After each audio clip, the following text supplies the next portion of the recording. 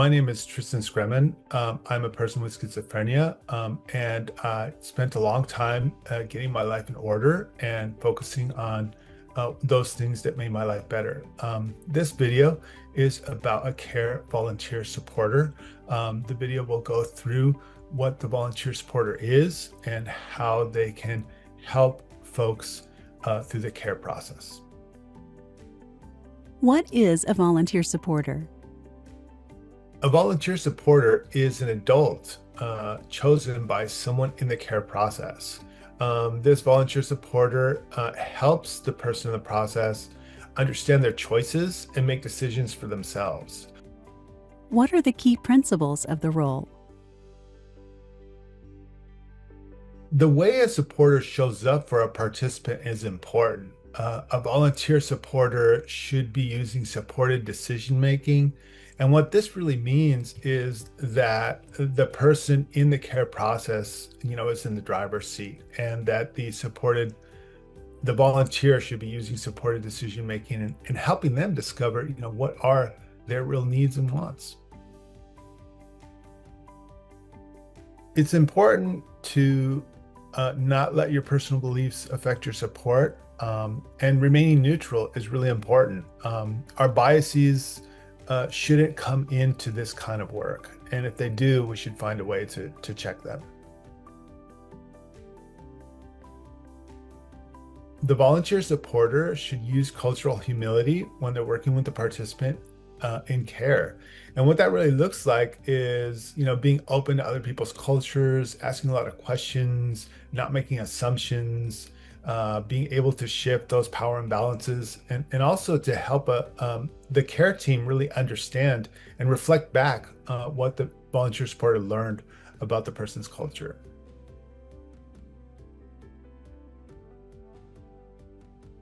The volunteer supporter needs to keep all information they gather from the participant in the care process confidential.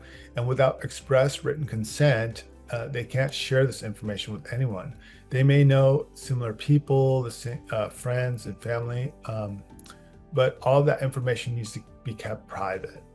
This is the way we honor the person in the care process and keep them safe, and help them really understand that their legal rights will be honored and respected. What does a volunteer supporter do during the care process? So the care process involves several steps, including court hearings, making plans of different types, and tracking dates. But it's not really the role of the volunteer supporter to track all this stuff. They're not case managers. They're not required to, follow up and do this kind of stuff. Rather, really, the role of the volunteer supporter is just to listen to the participant in care, help them understand the process they're going through, and help them make decisions for themselves. How can a volunteer supporter be involved? So how the volunteer supporter interacts with the participant and peer really depends. It could be things like helping them talk to the judge or attorneys, or helping them understand the plans that they're developing. But really, the participant of care is in the driver's seat, and whatever they want, that's how the volunteer supporter should interact with them.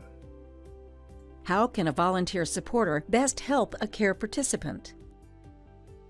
Every care participant has unique needs, and a volunteer supporter can help in a lot of ways.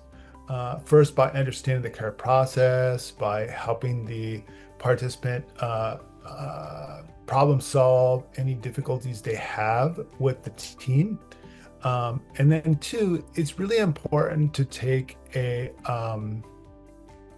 trauma-informed approach for the volunteer supporter. And this really means just slowing it down, listening, not making assumptions or judgments. Like, folks may have experiences that are really outside of the normal realm, and we just really need to be there for them, support them, listen to them, and not judge them, and allow that space to be open for them.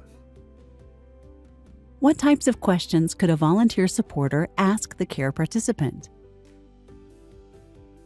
One of the good ways a volunteer supporter can really understand what a participant in care wants and needs is to ask open-ended questions. So, for example, a volunteer supporter could simply ask, what are your goals for this care process? Or ask something like, what are your needs for this care process?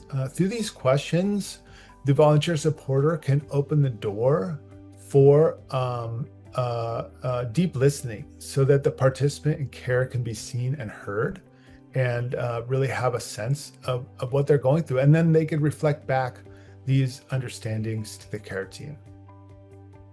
What should a volunteer supporter do if there is a conflict of interest?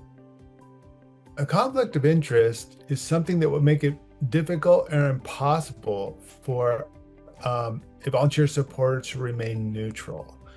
So if there is a conflict of interest that arises, the volunteer supporter should let the legal team know of the conflict of interest and explain all the parts as well as they can. If a conflict of interest arises and the volunteer supporter cannot stay neutral, they may need to be removed from the process and a new volunteer supporter may need to be identified. How can volunteer supporters take care of themselves while supporting someone through the care process? Supporting someone through the care process can be challenging, and we really want to honor that. And we really want to encourage volunteer supporters to take care of themselves, get into those self-care routines, seek out that therapy if you feel open to it, find that support group, discover the workout club that you want to be a part of, whatever it takes to really support you, because people who feel supported are much better at supporting others. What resources are available to help volunteer supporters succeed in their role? The Volunteer Supporter Toolkit is available on the CARE Act website under the resource page. It offers all kinds of things, forms, support materials for volunteer supporters. It's been translated into many different languages and is available to all of the volunteer supporters. So if you have more questions, you can email us or visit us online.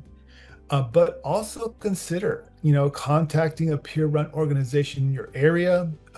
Peers have a lot of insights into how volunteer support might be able to help. You can also visit family groups. So there's groups just for families of people with serious mental illness. And then wherever your behavioral health or mental health organization, county-run organization is in your area, they might also have additional supports for you. So consider those three areas as well for additional support.